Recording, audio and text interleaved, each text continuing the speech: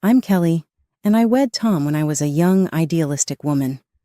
We were high school sweethearts, and I believed that our happiness would last forever. As a wedding present, my father, a prosperous businessman who ran a furniture manufacturing company, gave us a stunning home. We were married for 3 years when our son Michael was born. I put myself into becoming the ideal mother and homemaker as the years went by.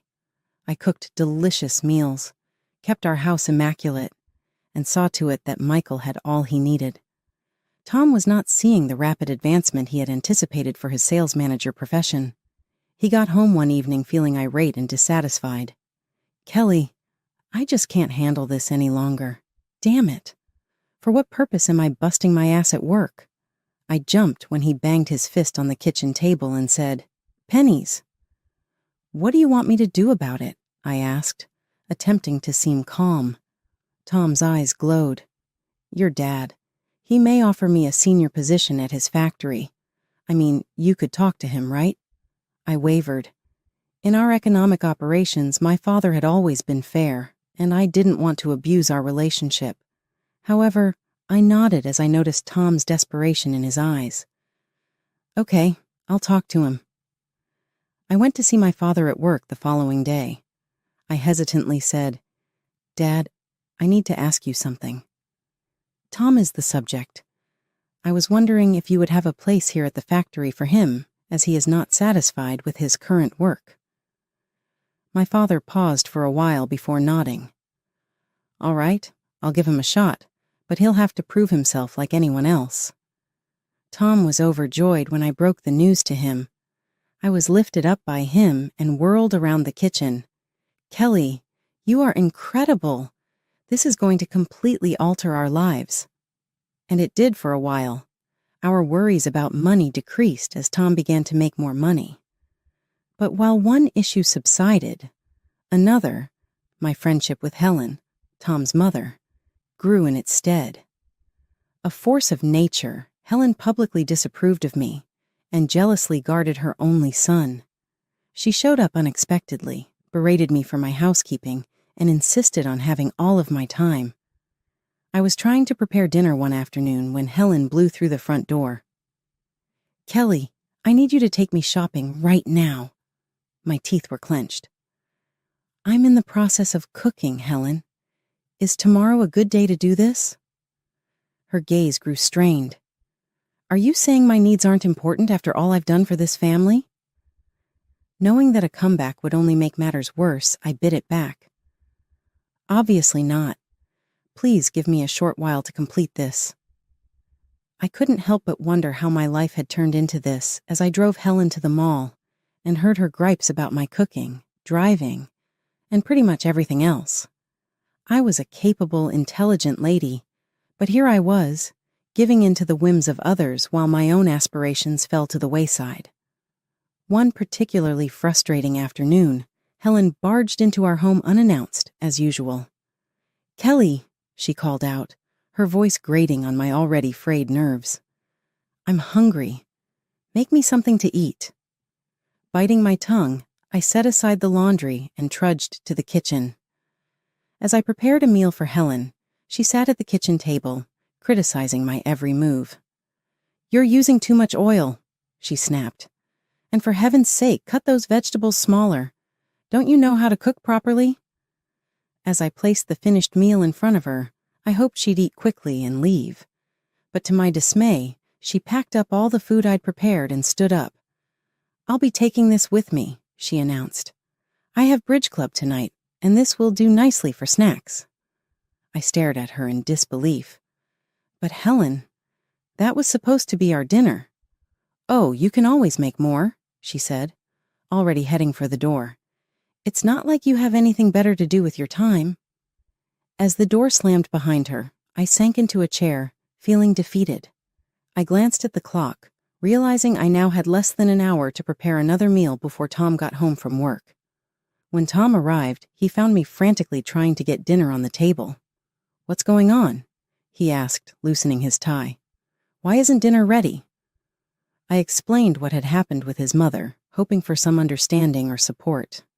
Instead, Tom's face darkened. Mom was here, and you didn't make her feel welcome, he demanded. Kelly, you know how important family is to me. You should have been more accommodating. Accommodating? I echoed, incredulous. Tom, she took our dinner. She treats me like a servant in my own home. Tom shook his head, clearly annoyed. You're exaggerating. Mom just wants to feel loved and appreciated. Is that too much to ask? As we ate the hastily prepared meal in silence, I couldn't help but feel a growing distance between us. Tom, once my high school sweetheart and closest confidant, now felt like a stranger across the dinner table. One evening, Tom came home from work in a foul mood. His face was red with anger as he slammed the front door behind him. Kelly, he bellowed, your father is a tyrant, a desperate man who humiliates people and uses them like pawns in his little game. I was taken aback. My father had always been fair and kind in my experience. What happened? I asked cautiously. Tom's eyes flashed with fury. I stood up for an employee today. Your father was treating him unfairly, and I couldn't stand by and watch. And you know what your precious daddy did? He fired me on the spot. My mind reeled. This didn't sound like my father at all. There must be some mistake, I said. Let me talk to Dad and hear his side. No, Tom roared, causing me to flinch. You will not speak to your father. You will not speak to your mother. As far as we're concerned, they no longer exist for us. Do you understand? Trembling, I nodded, too shocked and scared to argue further. In the days that followed, Tom found another job and started earning well again. But the incident had changed something fundamental in our relationship. The warmth and love I once felt for him was replaced by fear and resentment. Years passed, and our son Michael grew up. He often asked about his grandparents, but Tom would shut down any conversation about them. You have one grandmother, he would say firmly. My mother. That's all you need to know. As Michael prepared to leave for college in another city, I felt a mix of pride and sadness. My baby was growing up, but I couldn't shake the feeling that I was losing the only ally I had in this house. Over the next few years, my life fell into a monotonous routine. I catered to Tom's every whim and endured Helen's constant criticism. Without Michael as a buffer, their treatment of me grew even more oppressive. One afternoon, as I was scrubbing the kitchen floor under Helen's watchful eye, the phone rang.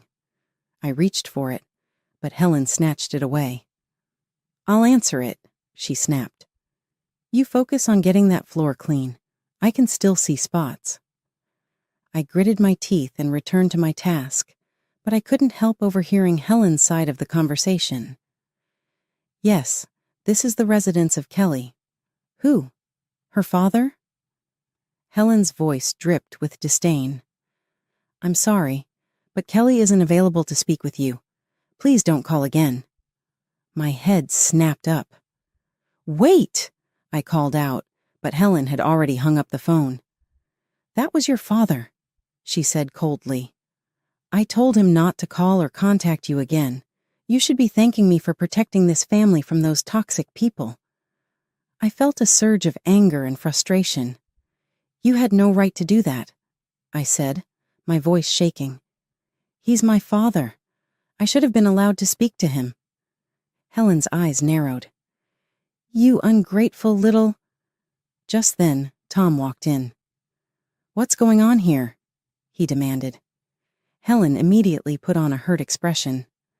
Oh, Tom, your wife is being so disrespectful to me after all I do for this family. Tom turned to me, his face dark with anger. Is this true, Kelly? Are you disrespecting my mother? I opened my mouth to explain, but the words wouldn't come. I realized with a sinking heart that it didn't matter what I said. Tom would always take Helen's side. A year passed since that fateful phone call from my father.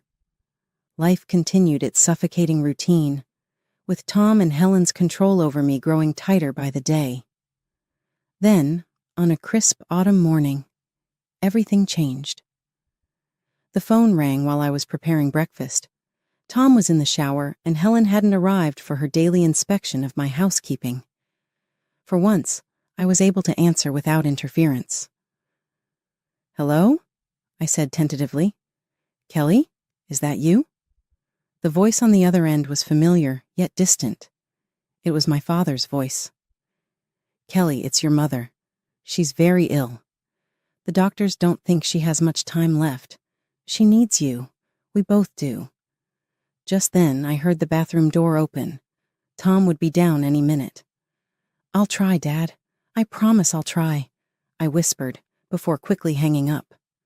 When Tom entered the kitchen, I was fighting to compose myself. "Who was that on the phone?" he asked suspiciously. I took a deep breath. "It was my father. My mother is very ill, Tom. She's dying. I need to go see her." Tom's face hardened.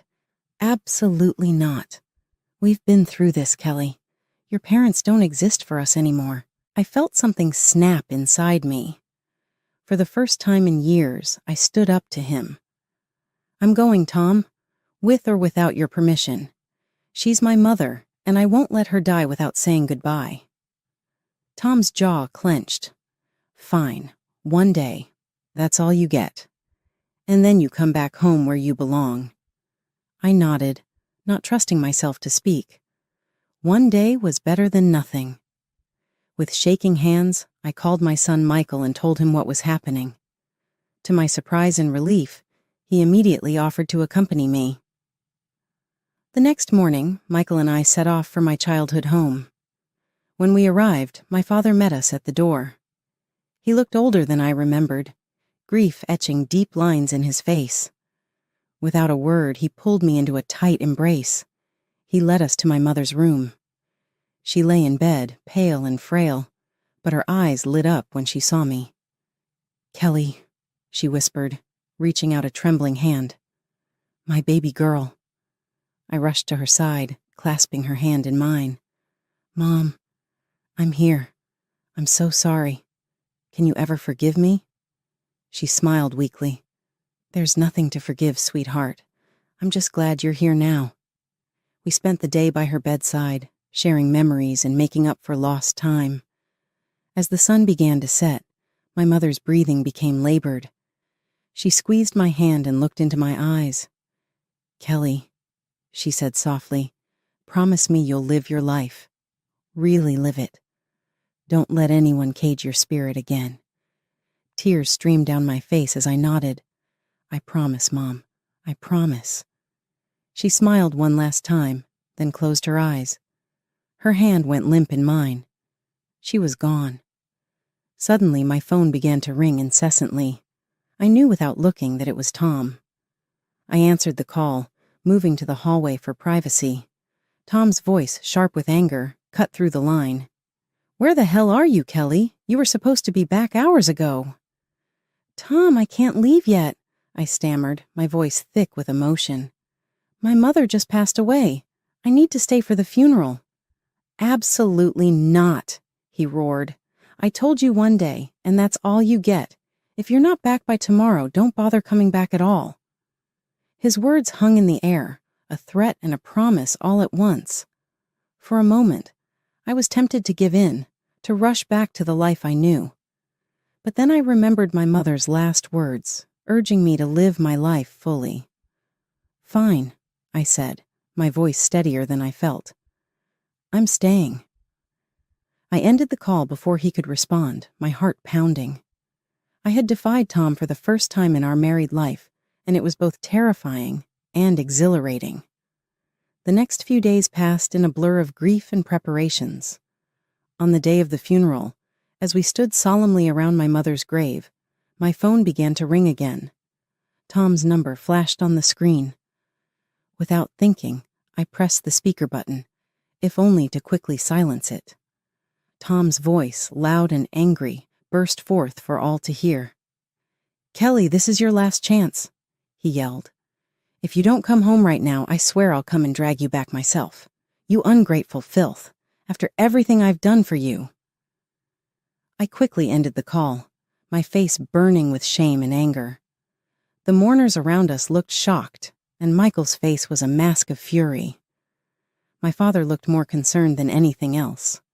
He pulled me aside as soon as the service was over. "Kelly," he said gently, "we need to talk." We walked to a quiet corner of the cemetery, and my father took a deep breath. "Sweetheart, there's something you need to know about Tom. Something I should have told you years ago." I listened in stunned silence as my father revealed the truth about why Tom had really left the company all those years ago. It wasn't because he had stood up for an employee. It was because my father had caught him stealing money from the company and clients, manipulating prices, and pocketing the difference. "I fired him to protect the company and our clients," my father explained.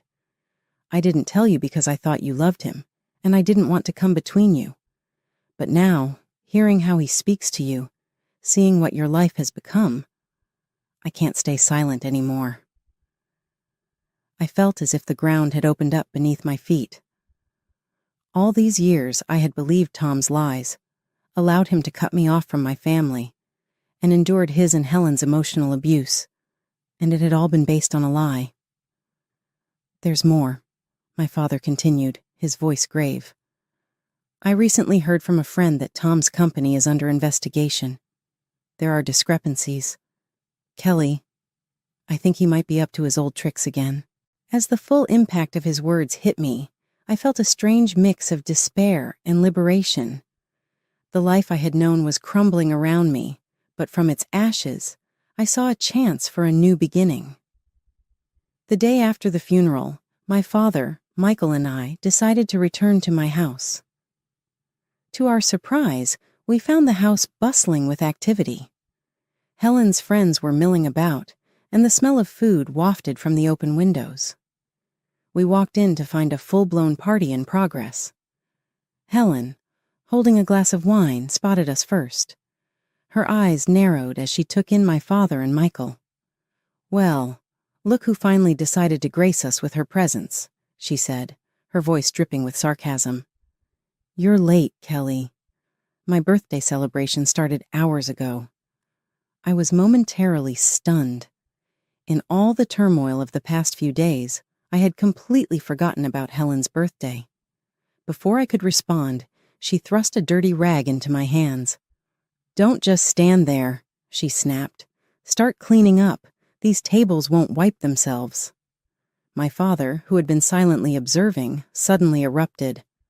"How dare you speak to my daughter that way?" he thundered, causing the room to fall silent. "She's not a dog to follow your commands. She's a grown woman who deserves respect." Helen laughed derisively. "Respect? She gave up any right to respect when she married my son. Her family is Tom and me. Now you're nothing to her anymore." I watched in disbelief as my father and Helen argued, their voices rising. The party guests looked uncomfortable, unsure whether to leave or stay. Suddenly, Tom burst into the room. "What the hell is going on here?" he demanded, his eyes locking onto me. "Kelly, why aren't you serving the guests? And what are they doing here?" He gestured angrily towards my father and Michael. Something inside me snapped. Years of pent-up frustration and anger came pouring out. "No, Tom," I said, my voice steady and clear. "I'm not serving anyone. I'm not cleaning up, and I'm not staying silent anymore." The room had gone deathly quiet. Even Helen seemed at a loss for words. "I know the truth, Tom," I continued, pulling out the divorce papers I had hastily prepared. "I know why you really left my father's company, and I'm done. I want a divorce." For a moment, Tom looked like he might lunge at me. But then, perhaps realizing he was outnumbered, he deflated. "Fine," he snarled. "Take your divorce, but don't think you'll get a penny from me." I couldn't help but laugh. "This house is mine, Tom. My father gave it to us as a wedding gift, remember? You're the one who needs to leave." Tom and Helen left shortly after, shooting venomous glares our way. As the door closed behind them, I sank onto the couch, suddenly exhausted. Michael, who had been quietly observing everything, finally spoke up. "Mom, Why didn't you tell me things were so bad? I'm sorry, Michael, I said. I thought I was protecting you, but I realize now that I was just teaching you the wrong lessons about love and respect. In the weeks that followed, my life transformed dramatically. The divorce proceedings began, and I threw myself into rebuilding my life. My father, true to his word, stood by me every step of the way. One afternoon, as we sat in his study discussing the future, my father broached a subject I hadn't expected. Kelly, he began, his voice gentle but serious. I've been thinking. I'm not getting any younger, and the factory needs new blood. How would you feel about coming to work with me? I blinked in surprise. Me? But Dad, I don't know anything about running a business. He chuckled. Neither did I when I started. You're smart, Kelly. You can learn. Besides, it's about time you had a chance to spread your wings. Over the next few months, I immersed myself in learning the business. My father was a patient teacher, guiding me through the intricacies of running a furniture factory. I discovered a passion for design and innovation that I never knew I had. Meanwhile, the divorce proceedings dragged on. Tom, true to form, fought me every step of the way. He contested the ownership of the house and even attempted to turn Michael against me. In the end, justice prevailed. I was awarded the house and substantial financial compensation for years of emotional abuse. Tom, facing charges for his fraudulent activities, found himself deep in debt and unable to hold senior positions anymore. As for Helen, she faded into the background, her influence over my life finally broken. The last I heard, she had moved in with a distant relative. Her social circle diminished after the truth about Tom came out. 3 years passed in what felt like a blink of an eye. Then, one Sunday morning, my father called me into his office. His face was solemn as he gestured for me to sit. Kelly, he said, his voice heavy with emotion, I'm not well. The doctors don't think I have much time left. The world seemed to tilt on its axis. Dad, no, I whispered, reaching for his hand. He squeezed my fingers gently. It's okay, sweetheart. I've had a good life, and now I can go knowing that you're strong, that you're free, that you'll be okay. Tears streamed down my face as he continued. I'm leaving everything to you, Kelly. The business, the house, all of it. You've more than proven yourself. I know you'll take good care of it all. In the weeks that followed, we spent as much time together as possible. My father's condition deteriorated rapidly, but his spirit remained strong. He passed away peacefully in his sleep, leaving behind a legacy that I was now responsible for carrying forward. The news of my father's passing and my inheritance spread quickly through our small town. I was still adjusting to my new reality when an unexpected visitor arrived at my doorstep. It was a crisp autumn afternoon when I heard the doorbell ring. Opening the door, I was shocked to see Tom standing there, a bouquet of flowers in his hand and an apologetic look on his face. Kelly, he said, his voice softer than I'd heard it in years. I'm so sorry about your father. May I come in? Wearily, I stepped aside to let him enter. We stood in the foyer, an awkward silence hanging between us. Finally, Tom spoke. I've been doing a lot of thinking, Kelly, about us, about our life together. I know I made mistakes, terrible mistakes, but I've changed. My mother, she passed away last month. She was the one who always came between us. Now there's nothing stopping us from being happy together again.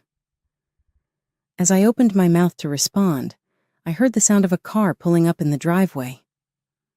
A moment later, the front door opened, and a tall, distinguished-looking man walked in. Kelly, darling, I'm home, he called out, then stopped short when he saw Tom. Tom looked between us, confusion and anger dawning on his face. Who the hell is this? He demanded. The man stepped forward, extending his hand to Tom. "I'm David, Kelly's husband." Tom ignored the outstretched hand, his face contorting with rage. "Husband? What the hell, Kelly? You remarried? You traitor!" David's expression hardened. He stepped between Tom and me, his voice low and dangerous. "I suggest you leave now and never speak to my wife that way again." Tom lunged forward, but David was quicker. He caught Tom by the arm and firmly escorted him to the door.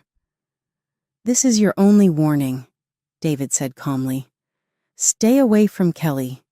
If you ever come near her or insult her again, you'll regret it."